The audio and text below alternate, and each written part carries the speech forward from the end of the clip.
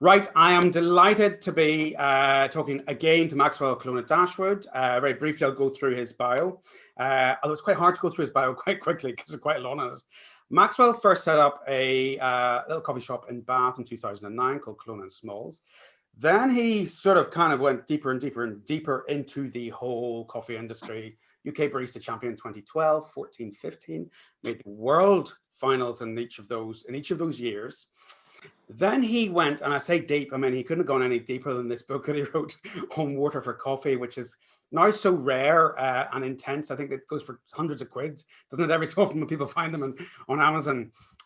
He then wrote a much easier to read book, which is the Illustrated Coffee Dictionary, which I think is in 5 languages. And then he set up Colonna, which is a roastery that is it's a kind of an innovative and interesting roastery because it's multi-channel, and Maxwell and the guys there were one of the first people to look at exploring some of the formats, such as capsules, which perhaps had been a little bit frowned upon within the specialty world. He then, I think, probably tore himself inside out, getting a product called Peak Water out through Kickstarter. Which we touched on a bit last time, and that was a bit of a journey. But that is essentially sort of it's taking cafe style water filtering through and into the home. It's like a brighter for home. He also is director, or was director actually, of the Paste Group and was head of innovation there. But I believe that has changed a little bit. So it's one of the things that I think we will probably be talking about. So delighted to have Maxwell here. As you can hear or understand, yeah, always a lot going on in Maxwell's world. So how have you been over the last not quite a year since we spoke? And what has been going on in your world? I'm pretty good, thanks. The longer I do things in coffee, the quicker time goes. I think that's because the projects become more ambitious. And I'm a pretty impatient person, which I keep arguing is a virtue, my lack of patience. Yeah. So we've got some of the projects that you've mentioned there, are still evolving and being developed. And I think with a business like Colonna, and the shop, the shop's 12 years old now. You're making a long-term commitment to that project. And then we've got some new projects coming up, looking at packaging innovations. We've really transitioned Colonna as a roastery to being more focused on dropping high-value coffees. That was the most success we've had. And we really feel like rather than fighting, down in the, in that sort of saturated mass part of the market, we've really been able to find a niche for ourselves and build an audience and a sort of tribal audience for those unique, rare coffees. And we've done a lot of that through email marketing. And so I feel like over the past year, I've been able to simplify what we're doing, which sounds odd after you listen to all of that complexity. Yeah, because there's more. I definitely feel. Well, yeah, I did. Anyway, I'll not interrupt. No, I mean, I never want things to be too simple, but focusing enough to really achieve those goals and really redefine our values and what we're trying to achieve. So yeah, it's been a really good year, to be honest with you. I feel grateful and pleased we've been able to push a lot of things forward. Yeah, I mean, I think we talked a little bit about branding last time, and I think it remains even more important than ever because, specifically from your perspective, it allowed you, when you were kind of well set up to be able to, with the brand, to be able to take advantage of that whole consumer market that sort of exploded whenever people couldn't go to coffee shops. But I think, that continues to be the strength of your brand and those brand extensions that you do, which may look sometimes, if you look in it as thinking, hang on, that seems a little bit maybe too diverse, or it looks like the actions of a man who's too impatient. But actually, there's quite a clear line there that I can see, and I think I'm not surprised it's been a good year. I mean, I'm sure the shop has probably had a few difficult moments, but that's just the game. Yeah, I mean, on the whole, I think the shop. It is what it is, and we've had a great landlord, very sort of supportive. So I know for other shop operators, it's been a different story. But we're almost able to go, okay, well, that's what we're doing with the shop now. We can get through this, weather that storm. And so the real energy and focus has gone into the channels that you could actually grow at the same time. And it's I think with those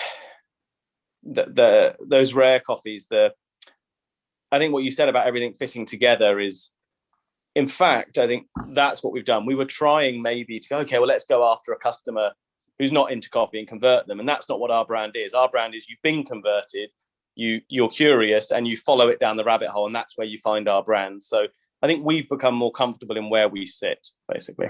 Yeah, I mean, it's funny because obviously talking to a number of clients who are then doing retail or going online or extending a takeaway part of what they do. And there are a lot of brand extensions out there. There's an awful lot that people can do, but it's one of those lines that I keep using. Just because you might be able to seize this piece of retail doesn't mean you necessarily should, because it needs to fit within that overall brand and the brand identity that you should have decided. And sometimes, okay, in the very short term, very early lockdown, doing groceries, you could argue is nobody's brand identity, but it's perfectly fine because it's still hospitality and it's helping out and it's very community driven. But I think that importance of having a strong brand identity is at least as important as ever now, because it does allow you then to understand who your customer is and then what else they might like.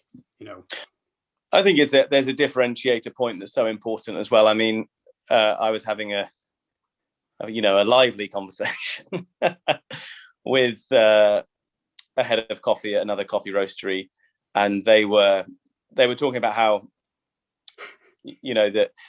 So Taylor's of Harrogate, obviously extremely successful retail grocery business, the largest coffee grocery business in the UK, very successful, have launched maybe, I don't know how long ago now, a little while ago, a sub-brand called Discovery. Right. And really focusing on smaller lots and rarer lots.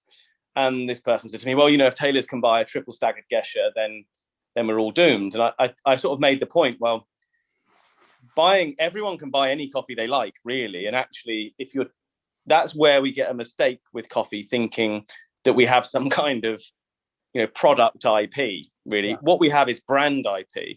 Yeah.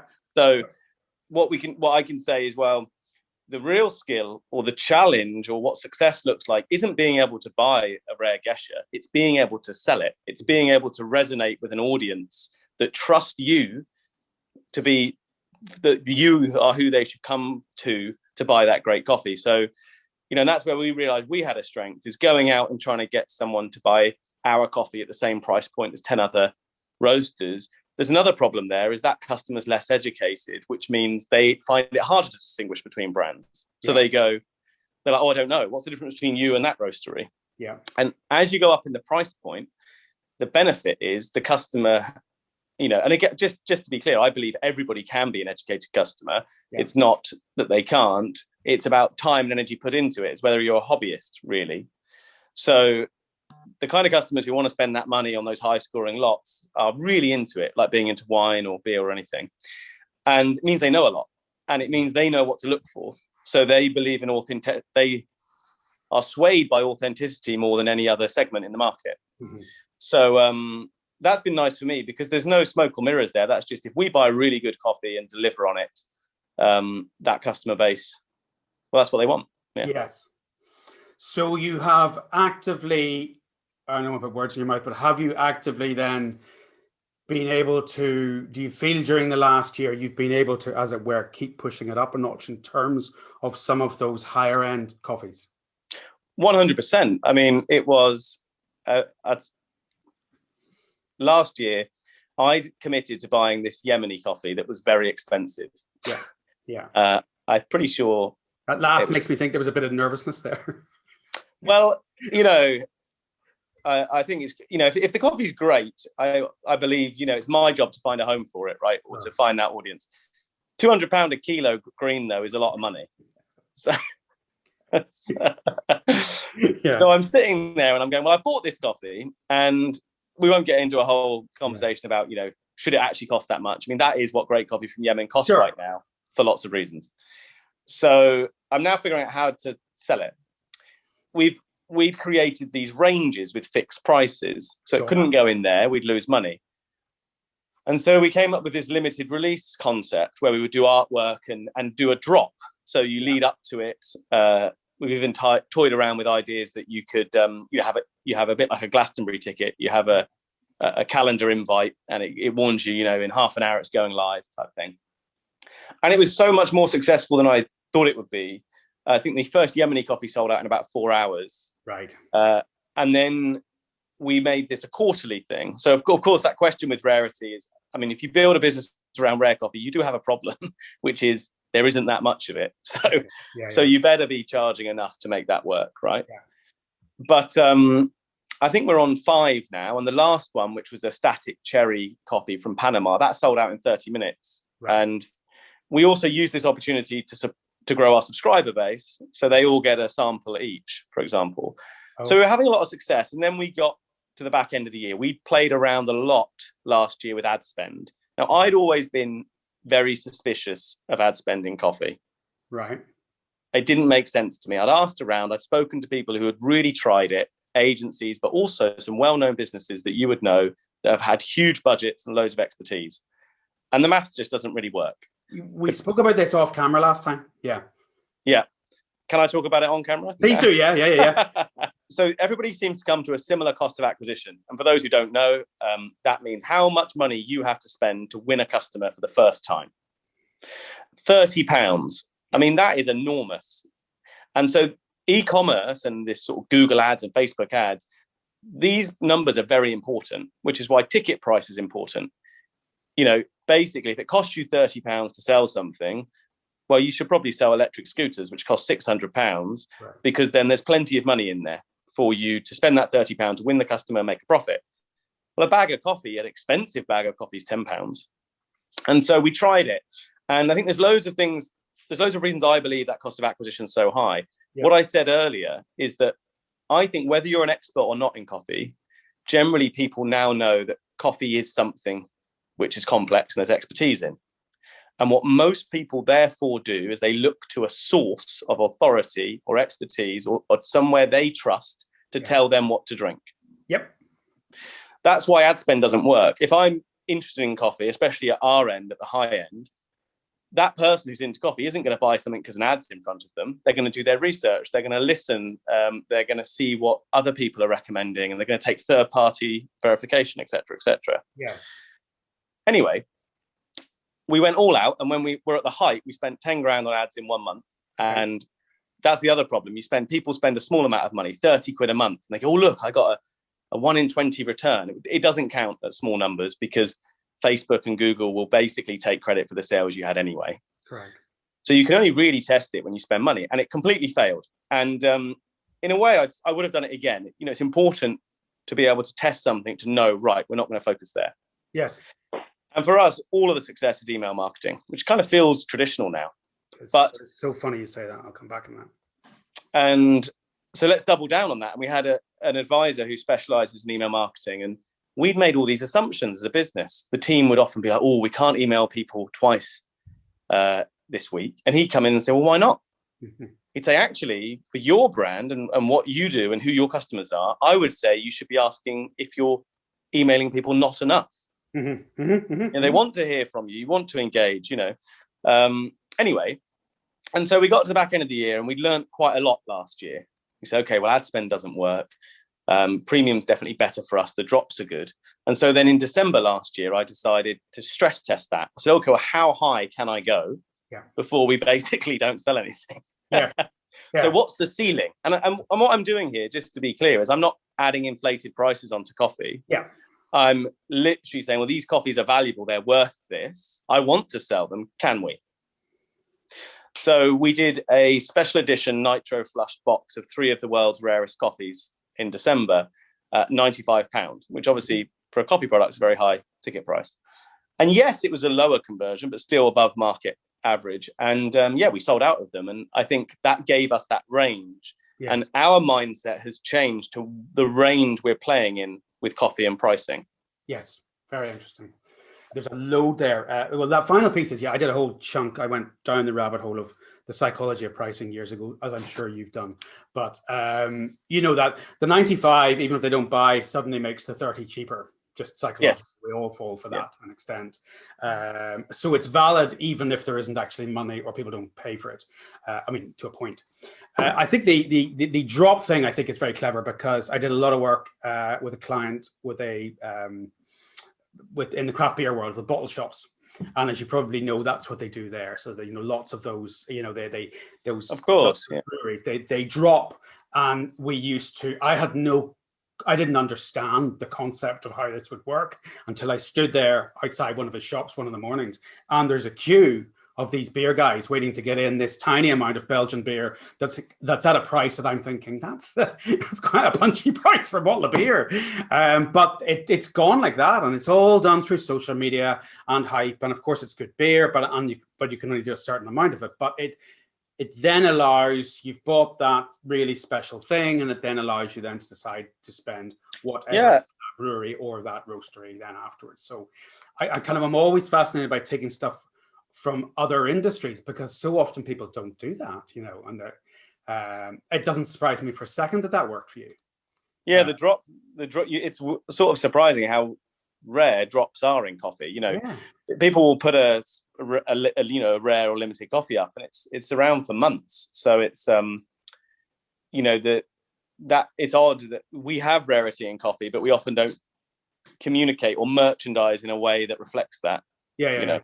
And a lot of it's because roasting, I mean, this is the other thing I've been big on last year is I don't think there's generally in third wave specialty roasteries, I think the way a lot of them are structured and set up right now, there's just not enough money to do interesting things. Right. I really believe that what's happened is specialist roasteries have somehow commoditized their own service. Yes, that's a good way to put it. So a bit like, how much would you be willing to pay to get your washing machine fixed, for example? And about a year ago, a customer emailed us, and we had a single origin coffee from the same producer as another roastery. And they emailed us and said, I can get it over here for £2 less for whatever. And said, I kid you not, the email finished with, what say you? Which was probably the worst question to ask someone like me. Yeah. And I poured a glass of wine and wrote them an essay, but not to be difficult, because it's something I really believe in. Yeah. And it's interesting that we're saying, okay, this producer did this experimental processing, so it costs more. Mm-hmm. But as roasteries, we're saying we all do the same thing when we don't. So with our roastery, to offer that flexibility, to have different coffees every month, to do a drop, that's all inefficient. Yeah. The most efficient roastery is one that just has a house blend and churns it out to wholesale customers. Sure. So actually what we do, the innovation, the exploration of flavor, is less efficient. So it costs more. And I think, obviously not far from Bath and where I'm based is Dyson in Malmesbury. Yeah. And obviously Dyson has that intellectual property. So they can argue that they're going to charge 60% minimum or whatever it is they charge, even into a reseller, because they need that money to keep creating new ideas. And that's what Dyson is. Yes. Right? The products it has in the market feed what it's going to do next year and the next year. Whereas I feel like in coffee, it's very lean margins. Most roasteries, around that 40, 50% mark, they've got to produce that product. They've got to manufacture it. Then they've got to market it, sell it. Yeah. There really isn't that much margin in coffee roasteries at all. And I don't think a lot of people realize that. A good friend of mine who runs cafes sort of said to me, we were talking about the race to the bottom in wholesale coffee, which is a separate topic we can talk about if you like. It's one I'm also very passionate about. He said, oh, it's a shame because roasters have got the most margin, haven't they? And I was like, whoa, where did you hear that? Where did you hear that? Yeah. So I think it's about realizing that and then going, okay, how are we going to future-proof our roasteries? The kinds of coffees we decide to pursue selling now dictate what we'll be able to do next year, right? Mm-hmm. And I think in a way I was, we've got the brand that supports this, but it's also realizing that, because you all get caught up, I think, pricing yourself against your competitors and going, well, they charge that much margins, that's what we should charge. Yeah. And I think when I opened a coffee shop, it's all the same. I think in our industry, we look around and we go, well, what should we be charging? What's fair? Right. Yeah. And that's a good question to ask. What is fair? But it's important then to review it and actually make sure that you do value what you're doing and charge appropriately. Mm-hmm. But I mean, look, I think you've touched on a whole chunk of brand things, touch points there. But, it's like we talked a little bit about this last time, but if you write a book that is a massively technical book, that a tiny fraction of the population is going to read. It's very good brand positioning, though, particularly if you then want to bring What do you mean? What do you mean, John? Everyone's read that book. Yeah. Well, yeah, I mean, it's I can't even lie and say it's on my pile to read. We all have that pile, but that one certainly isn't. Yeah. But you end up you in any sort of business, you have all of these channels in various ways that people are exposed to you in various forms, whether it be books, whether it be seeing you, winning a barista championships, whether it be the original coffee shop or the peak water. You've got all these things that then feed through, and you build trust at every stage there. So if I am searching online for coffee to buy, good coffee to buy, let's just put it as loosely as that, and I see all of these aspects that that business, that brand, as opposed to necessarily just you, have put together, the trust through the roof, versus somebody else that just has a very cool website and a very cool Instagram or whatever. And it's an industry that, in particular, that's important. There's other industries where that's less important, but in coffee, that authenticity and that integrity and that trust is so important. Yeah, it's a lot more than other industries. I've always, I think it sits out there sometimes a little bit. It's a little bit hard to understand why it has positioned itself like that. I mean, it's not for now because it's quite a philosophical conversation, but yeah, it does really matter. But in any industry, building that trust in terms of whatever that product may be that you are selling is huge. So I think the email marketing thing is very interesting too, because obviously, as you know, I work very closely with the cafe culture guys, and we're building out a number of different channels as well, as I know you are, which I'll come to in a second. But I'm doing an awful lot of measuring of what we're getting through from the various different channels that we've got. Sort of very busy Facebook group. We're building an Instagram, putting a lot of work into that at the moment. And then there is, I have quite a large email list, and cafe culture have a very large email list. But actually, there's a tremendous amount going on out there amongst uneducated people running businesses saying people don't open emails anymore. And it is just not true. We did a promotion last week, and I sat down with the rest of the team, as it were, and went through it, and I made it because they're very young. These are folk in their early 20s, who sometimes aren't opening their emails, but when you actually sit there and say, okay, these are the various channels, crystal clear, analyzing the data. Look at what email produces. It's unbelievable. All of this cool stuff.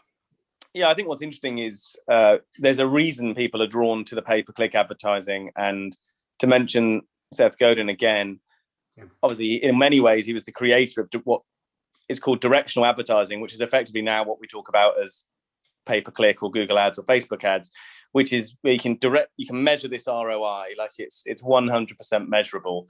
Although it's not, but anyway. So I know. It's much more measurable. And, but there's still, the classic one with the Ferrari, the person who's going to buy a Ferrari isn't going to buy it because there was an ad on Facebook, right? And that kind of traditional marketing where you've got to put it out in the world and you don't know tomorrow whether it worked or not. Yes. It's a long time, big money. And often that old form of advertising was the domain of big businesses that had the budgets to do that. But I think email marketing is actually very directional too. Yeah. I mean, I'm a big fan of Klaviyo. We obviously, like a lot of companies, small startups, we'd start with MailChimp. And then we moved to Klaviyo about a year ago, and it's unbelievable. You can, basically these softwares where you can break your customers up into different buying habits. Oh, these ones just buy rare, or these buy, etc. You do have to be careful about GDPR, but that's another topic. So definitely bear that in mind. But you've got your click-through rates, and that's interesting for us from wholesale, because our wholesale customer doesn't buy from an email, but they open it. Yeah. So actually, when I look at the success of our wholesale emails, I'm just looking at engagement. That's all I want to see. Yeah. And I guess what I believe in more than ever with our brand is engagement will, in the long term, drive value. So the engagement is the most important thing, and sort of saying, well, was it 500 quid or 600 quid allocated is you can get caught up in that, but really you just want to engage your audience. Yeah, well, it's funny. I mean, I kind of back in the day, my original degree was in business and marketing, and then I did my marketing exams. But it was the direct marketing piece that always fascinated me, because if you're sending out a letter, okay, it's not quite the same as the click thing. It's still exceptionally measurable. But I think there is this mix of the two that you want. The brand building stuff, which of course what any of us are doing is very different to what a Coca-Cola are doing or whatever. But it's still really important that we now have the ability to build brands very inexpensively, because we don't have to go on TV, or take a page in the Sunday Times. It's never been easier to get in front of eyeballs. Yeah. So I think, but the two mix very well together. And I think what's really, really important, and I would say this for anybody running a business, and that includes a single location coffee shop, is whatever way you're doing that, grab the email. Grab the email somehow. As you say, it's as easy as just doing MailChimp to begin with, because somehow, then whenever Christmas comes or you add something extra on, you don't want to just be reliant upon Facebook or Instagram. Yeah, I mean, I think for me, what's the good news about marketing in a lot of spaces now is production quality is never less important. Like, it's never been less important, which is a good thing. Because if you're worried, I can't design something that looks incredible, or, I mean, really, it's that integrity and authenticity that resonates more than ever. So I think make sure you do communicate, do it frequently, and just start doing it, which is why I've started my own sort of podcast YouTube channel. I was put off for ages. I'd worked with great film people, and that's why I wasn't, okay, well, I'd have to get them to come and film me, and then I'd have to pay to edit it. And then I realized, as a friend of mine said, no, you don't need that. You just need a good mic, and the software available now is incredible, and it's just about connecting and talking to people. Mm-hmm. Well, I mean, I mean, we touched on this a little bit before we hit the record button, but you're absolutely right, and people don't do it because they're not prepared to do it. But the technology in an iPhone now is just absolutely ridiculous in comparison with my first digital video camera years ago or whatever. We all know that. But you just pick up your iPhone, or other phones are available, obviously. But the quality is huge, and then you just edit it with a few clicks and get it out there. And actually, if you really, really look at the videos that are being watched in great depth, in many cases, people don't watch videos production values. They watch videos for the fascinating and interesting exchange, like what might be going on here, obviously. So, talk to me about the podcast. Yeah, I mean, you sort of gave me my illustrious bio at the beginning. Thanks for that. I never got into. I just was fascinated and curious about coffee, and I'm always pursuing value, and that doesn't mean just monetary value. It means, okay, if something, for me, value is always something that's important to someone, and I saw in coffee lots of different types of value, and I was interested in some of them I felt weren't properly explored. Anyway, the early years, the shop was a platform. I got to talk to customers all day. We'd get visitors. The barista competitions, I used them more as a platform than a competition. Yeah. And those sort of early years, I was just connecting with people, having conversations.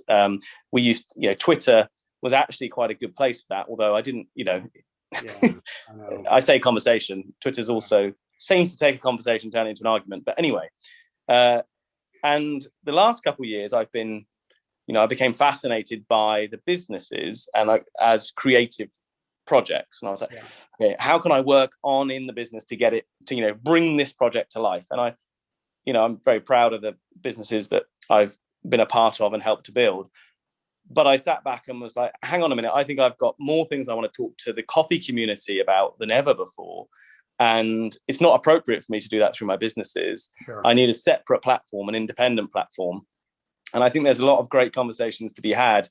And although there's some amazing channels out there and some great content, I think I'm interested in digging a little bit deeper, basically. And I think that's why I created the channel.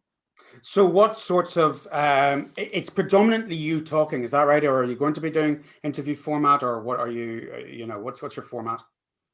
It's predominantly me talking, yeah. If you like this, I'm not going to judge. I think if I was going to judge you for that, it's not me. No, I think, again, it's through the years doing the barista competitions and the books, you spend quite a lot of time trying to take an idea or thought, formulate it. First of all, you should challenge it yourself. Have I really thought about all the angles to this? And then you sort of share it as a story. Yeah. And although I love interviews, I also feel inherently they go wherever they're going, even with a plan like the one you shared today. So the ability to tell a small, succinct story, that almost like a little fable, whether it's a business fable or I find really valuable. So predominantly me talking to camera, but also I love the people I meet in coffee. So I would like the flexibility to do an interview or to bring someone on. But I sat down because I was worried I wouldn't have enough to talk about, and that's true. That was a genuine concern. And I started writing topics down. I stopped when I got to about 50 and thought, coffee just gets more interesting every year. And that's, you said, how have I been? I mean, I've been in coffee for 13, 14 years. It's just still so evolving so much, and it's such an exciting industry to be in.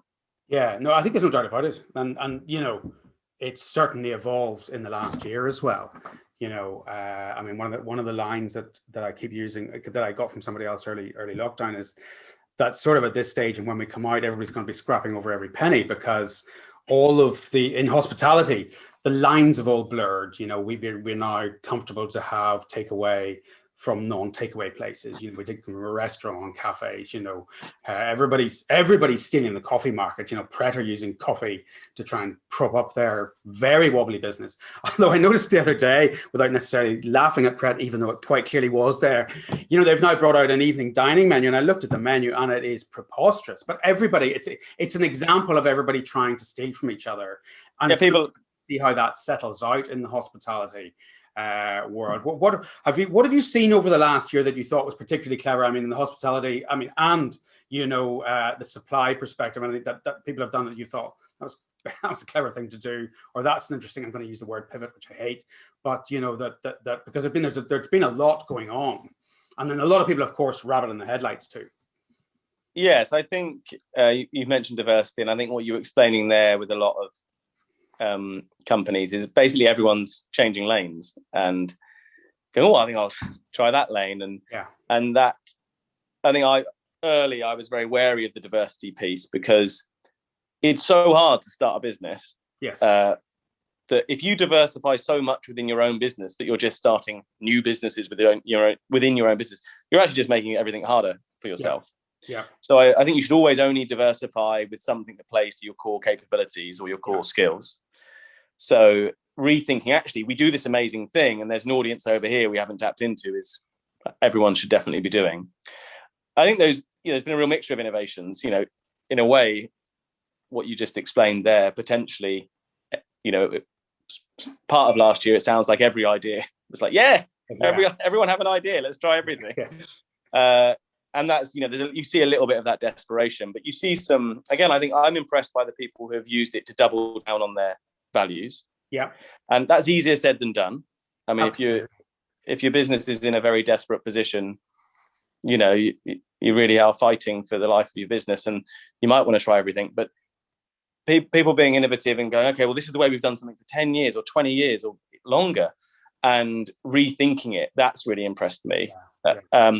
Of course, content has been, it sounds obvious now because, it was there before, but the way companies have really found ways to communicate with their customers, and whether that could be, whether that is delivering it to someone's house, if you're a local business, double down on being local. That's your strength, right? Yeah. If you're an e-com business, double down on that email marketing and that sharing of what you do or your team or your values. I think rather than innovations, I mean, there's obviously trends, and I think the at-home coffee trend obviously is massive. I think that will have an ongoing impact. I think so. I think also with trends, for people really are thinking, when I just said about thinking about your values that have been on people's minds, like sustainability, traceability, values, or what you stand for as a company, the real positive thing I've seen is the opportunity to stop and go, are we doing everything we could be doing? But also fast forward. I think decision making has been quicker than ever before, and I love that because I'm a fast decision maker. So I think that's the massive positive that I've seen, and I think those trends are just going to carry on now. I think I see in the last year, from doing something, from from maybe a company having a USP in coffee by looking at its footprint or whether it's carbon neutral or, I think we're going to move through 2021 into 2022 where you're not going to be able to not think about that. Yeah. And consider that in your business. Yeah. I mean, I think, I picked my daughter up from the airport last night to take her back to London, where she's doing a master's in drama, and she's starting all over again. And she was just talking about back in Northern Ireland, and I was saying, so what has been changing, in the town that I used to live in, and she was saying about the local thing, and I was saying, it's everywhere, and it's just intriguing to see how long that's going to last. But she was talking about some kind of systemic changes that had gone on in that town that I think will continue to support that local aspect. How much do you feel, and I am acutely aware this is a stab in the dark, but how much do you feel whenever this all settles down, we will stop wanting to just have every single type of fruit and veg available all 12 months of the year and go back to that sense of, or non-supporting of local? And that also, of course, applies through to the support of the local independent coffee shop, the local independent roaster up the road, as opposed to buying an Amazon capsule or whatever. How much do you think that's going to settle in terms of us continuing to want to, shop local? I think what you're talking about, a sort of segmentation, really, rather than it swinging one way or the other.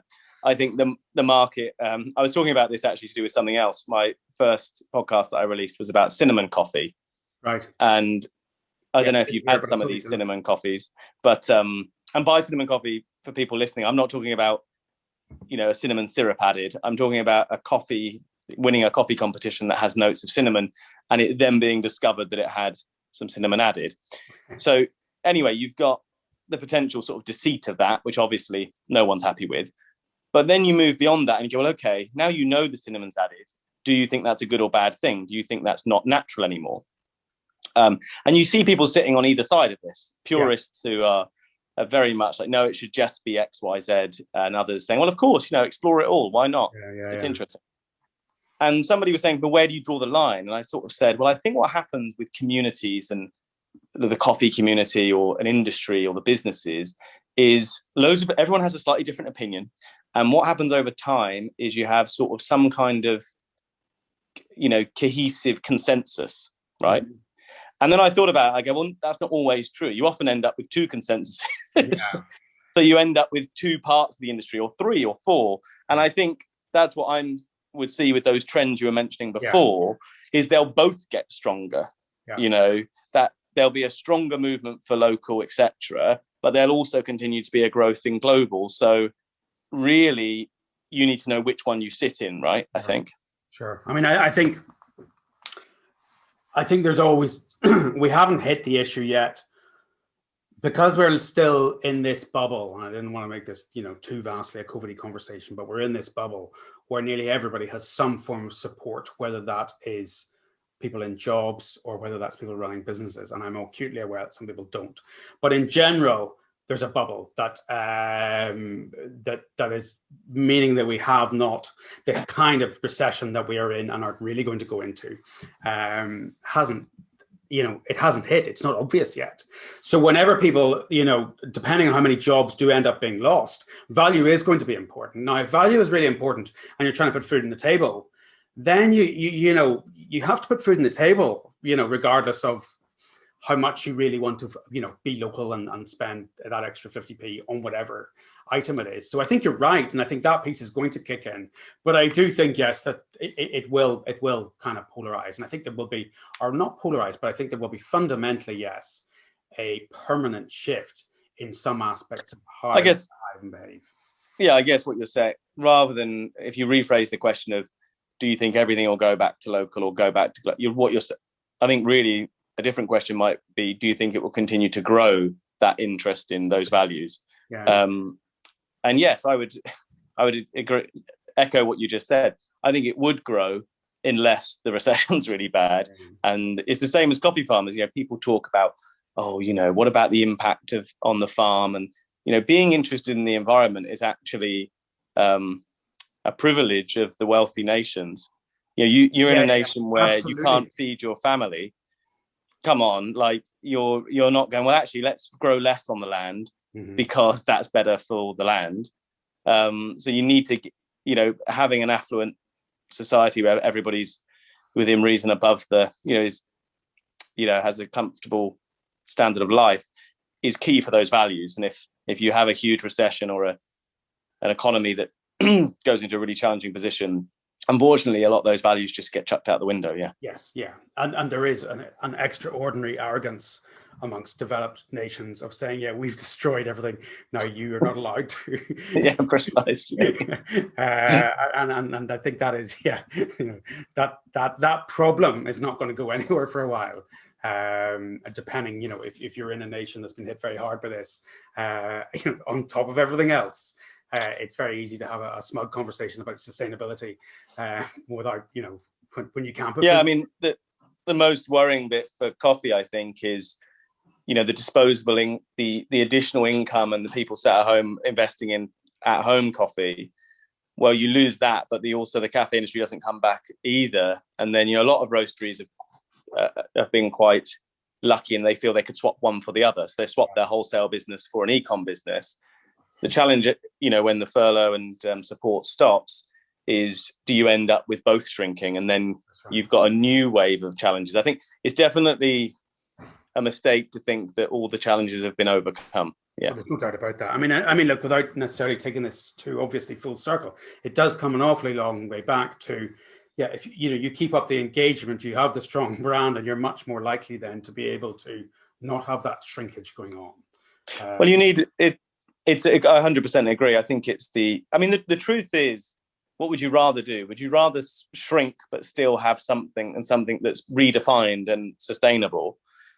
Which I think a lot of people have been thinking in COVID. Actually, yes, my business doesn't need to grow at 15, 20% a year. Actually, as long as it can be X, Y, Z and it can wash its own face, then that's really what matters, right? Because you often get caught in, well, I heard this other business is growing at this percentage, so we would need to grow at the same percentage to be good. And obviously, if you have investment and private equity, well, you have to grow at those rates because you have to get a return for the shareholders. So that's a different conversation. Sure. But I think what I was trying to get at here was that the most robust business in any kind of turmoil is 1,000 fan business. It's one of those businesses where you're better off having 1,000 true fans who will support and stand by you than you are having 10,000 people who buy your product but couldn't really care about you or your business. Because you'll lose those, but you won't lose the 1,000 true fans.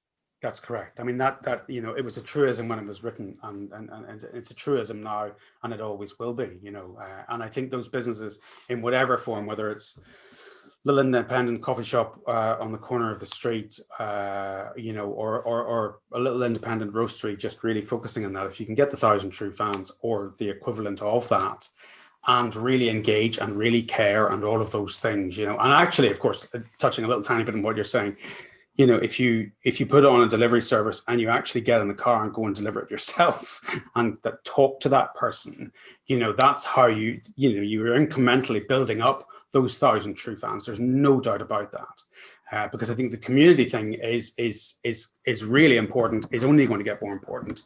And I think that piece, without, because we need to try and wrap this up, but that piece of the community particularly is going to shift, obviously, because we're going to have more people working from home. But I think there's a very big opportunity, certainly for coffee shops and cafes that are more neighborhood focused and have worked the community thing genuinely now, as opposed to just saying, hey, we give away raffle tickets every so often. Yeah, no, 100% agree. I think it's going to be very interesting to see the metropolitan areas and how they come back. But a diverse sort of customer base is also very valuable, from a coffee shop point of view. And there's different ways you can engage with a diverse customer base. But yeah, that's, the most successful cafes I'd ever seen pre-COVID were metropolitan. They were high takeaway cups in a small footprint. And the question is that dead? I think it'll come back, but how long will it take to come back? And in the meantime, you're seeing neighborhood area cafes that are having record years. Oh, there's I know people have had fundamentally their best year. I mean, I have a client who's embarrassed about how good he's got a number of locations, because I'll not say the exact amount in case it could be true. But he's embarrassed about how good it has been last year because of all of the support, you know. And now we have another whole wave of support. And you know, there are some people who will have done very well out of this. This is the very difficult thing for those people who are beside, you know, all of the banks in the City of London or wherever. And we just don't know how much, you know, the PricewaterhouseCoopers or these folk that have said that they're never going to go back to that same way of working, how much that will actually pan out, and how much people will just be really fed up with the people that they live in the house with and desperate to get back to the office. Time will tell. Well, look, thank you very much for your time, as ever. Very interesting. Now, podcast name is what for people to find? Coffee with Maxwell. Coffee with Maxwell, yes. It's pretty easy. I won't come up the top. Yeah. How to make Maxwell House coffee will come up the top. Of course. Rather daftly, I've not really thought my way through that one. Yes. Yeah. But I'm sure I can outdo them in some time. Yeah. But it's at the moment I've got a Patreon, so yes, I saw that. We'll put links up to all of this. Yes. Yeah, so I mean, it's great. But what I love about the Patreon as well is obviously it's great that people support me with a small amount of money, so I can get the production equipment and I can keep it independent. Yeah. But that community on there is amazing. You know, I run polls and questionnaires on there, and then hopefully over time I can build both a YouTube and a podcast community. But it's so far already the comments and the dialogue. For me, if I've had a successful video, it's if it sparks a conversation. So. Sure. I'm really enjoying that. So I hope to do more of that this year. Good. Well, look, I look forward to listening to them and watching the YouTubes and speaking to you very soon. In theory, at some stage, face to face, which will be, seems to be something we've all forgotten about. Right. Well, look, thanks for your time as ever. And as I say, we will see you soon. Brilliant. Thanks, John. Take care.